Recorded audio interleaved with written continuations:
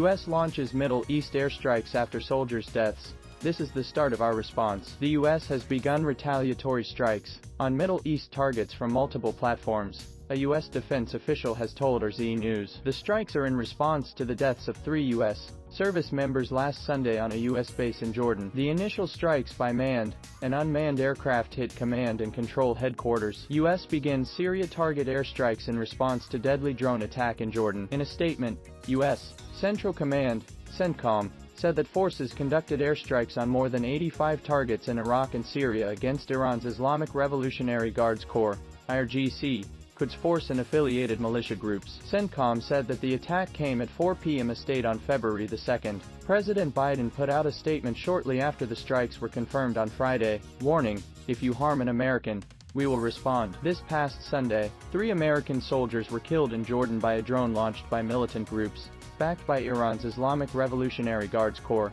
IRGC. Earlier today, I attended the dignified return of these brave Americans at Dover Air Force Base, and I have spoken with each of their families. He added, "This afternoon, at my direction, U.S. military forces struck targets at facilities in Iraq and Syria that the IRGC and affiliated militia used to attack U.S. forces. Our response began today. It will continue at times and places of our choosing. The United States does not seek conflict in the Middle East or anywhere else in the world, but let all those who might seek to do us harm know this: if you harm an American, we will respond." Biden attends dignified transfer of fallen troops killed in Jordan drone attack. U.S. Defense Secretary Lloyd Austin echoed Biden in his statement, following the attack on U.S. and coalition forces in northeastern Jordan this past Sunday, that killed 3 U.S. service members. At President Biden's direction, U.S. military forces today conducted strikes on 7 facilities, which included more than 85 targets in Iraq and Syria, that Iran's Islamic Revolutionary Guard Corps,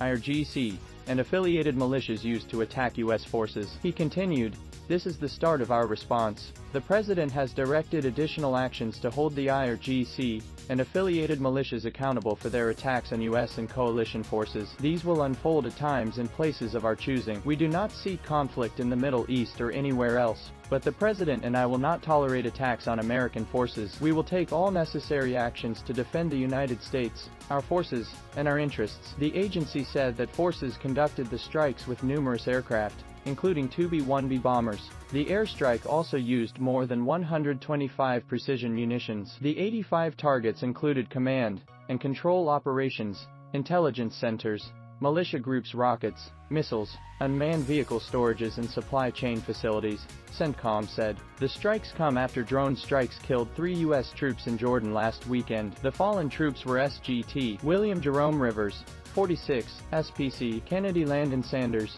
24, and SPC Breonna Alexandria Moffett, 23, all of whom were from Georgia.